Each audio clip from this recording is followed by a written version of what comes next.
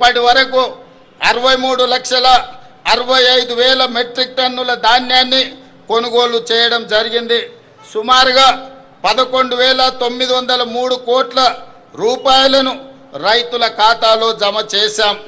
అకాల వర్షాల వల్ల ధాన్యం తడిసిపోయినా ప్రతి రైతుకు నష్టం జరగకుండా దాదాపు 10,000 మెట్రిక్ టన్నుల తడిసిన ధాన్యాన్ని ప్రభుత్వం కొనుగోలు చేసింది. ధాన్యం కొనుగోలులో దేశంలో ఏ రాష్ట్రం కూడా మనతో పోటీ పడే పరిస్థితి లేదు. దేశంలో యాసంగి సీజన్లో సేకరించిన మొత్తం ధాన్యంలో చెప్పడానికి నేను గతంలో ఎన్నడూ లేని విధంగా రాష్ట్రంలో మొక్కజొన్న పంటలు సాగు భారీగా పెరిగింది. ఈ యాసంగిలో సుమారు 16 లక్షల ఎకరాల్లో మొక్కజొన్న, 4 లక్షల ఎకరాల్లో జొన్న సాగు చేసి తెలంగాణ రైతులు కొత్త చరిత్రను సృష్టించారు. మొక్కజొన్న కొనుగోళ్లకు సుమారు 4,275 కోట్లు, జొన్న కొనుగోళ్లకు ఇప్పటి వరకు 1,154 కోట్లు రాష్ట్ర ప్రభుత్వము ఈ భారాన్ని మోసింది. అదేవిధంగా మిత్రులారా, సాగునీటి రంగానికి ప్రాధాన్యతను ఇస్తూ తెలంగాణ నీటి కోసం దశాబ్దాలు గోసపడింది. 10 ఏళ్ల గత పాలనలో సైతం పరిస్థితులు మారలేదు.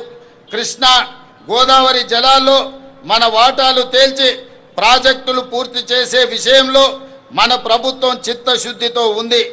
ఈ విషయంలో ఏ వేదికపైన రాజీ పడకుండా లౌక్యంతో రాజకీయ విజ్ఞతతో పని చేస్తున్నాం.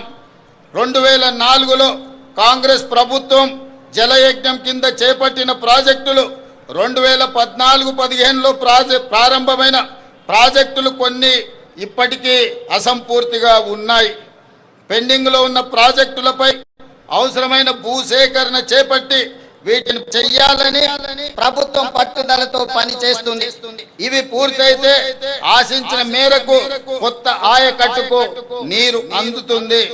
తెలంగాణకు వరప్రదాయిని ప్రాణహిత చేవెళ్ల ప్రాజెక్ట్ తిరిగి ప్రాణం పోసే ప్రయత్నం మన ప్రభుత్వం చేస్తున్నది.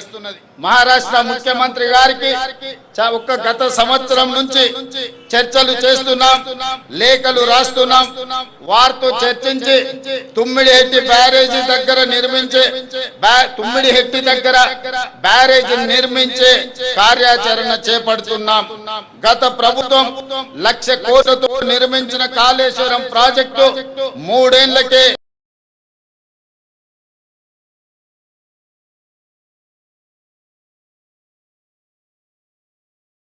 అరుణ వడ్డీ రుణాలను పంపిణీ చేశాం.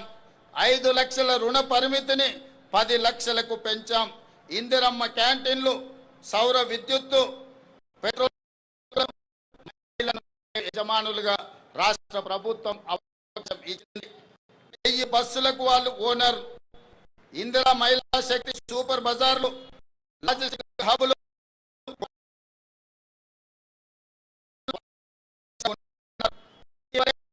రాష్ట్రమంతటా ఒకే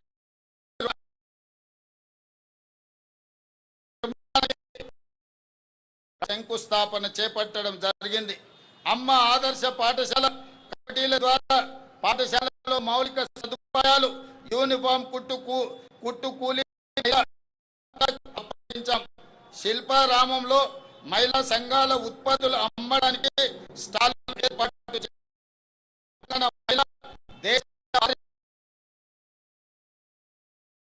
చేసుకోవడం లేదు.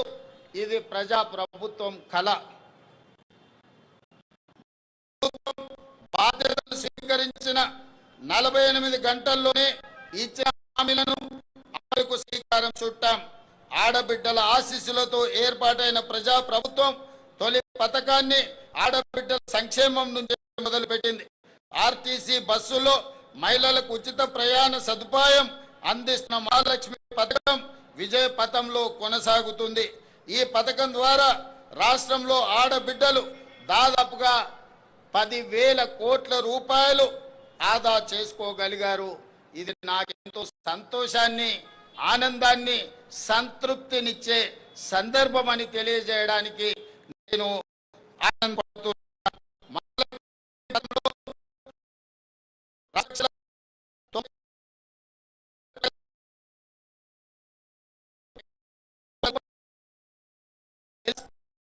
అందిస్తున్నాం. గృహజ్యోతి కింద 53,09,000 పేద గృహాలకు 200 యూనిట్లను ఉచిత విద్యుత్తును మనం అందిస్తున్నాం. అదేవిధంగా మిత్రులారా, తెలంగాణ అంటేనే పోరాటం. తెలంగాణ పోరాటంలో ముందు భాగాన నిలబడి కొట్లాడింది నిరుద్యోగ యువకులు. అందుకే నిరుద్యోగ సమస్యను శాశ్వతంగా పరిష్కరించాలన్న ఆలోచనతో యువతకు ఇచ్చిన మాట ప్రకారం ఉద్యోగాల విజయవంతంగా చేపట్టాం. లీగల్ సమస్యలు, లిటిగేషన్లకు ఆస్కారం లేకుండా కొలువులను భర్తీ చేశాం. ఉద్యోగ నియామక ప్రక్రియలో పారదర్శకతను పునరుద్ధరించాం. తెలంగాణ పబ్లిక్ సర్వీస్ కమిషన్తో పాటు ఇతర నియామక బోర్డులను పూర్తిగా సంస్కరించుకున్నాం. గ్రూప్ 1, గ్రూప్ 2, గ్రూప్ 3, గ్రూప్ 4తో పాటు మెగా డిఎస్సి, వైద్య ఆరోగ్య శాఖలో వరుసగా నియామకాలను చేపట్టాం. రికార్డు సమయంలో 67,763 పోస్టులను భర్తీ చేసి యావత్ దేశానికే తెలంగాణ రాష్ట్రం ఆదర్శంగా నిలిచింది. ఉద్యోగంలో చేరే ముందు అఖిల భారత సర్వీస్ అధికారులకు శిక్షణను అందించినట్టుగా నియామక పత్రాలు అందుకున్న 562 గ్రూప్ 1 అధికారులకు ఈరోజు మనము ఫౌండేషన్ కోర్సు ద్వారా శిక్షణను అందించి భవిష్యత్తులో తెలంగాణ అభివృద్ధిలో భాగస్వాములను చేయడానికి ప్రభుత్వం అన్ని చర్యలను చేపట్టింది.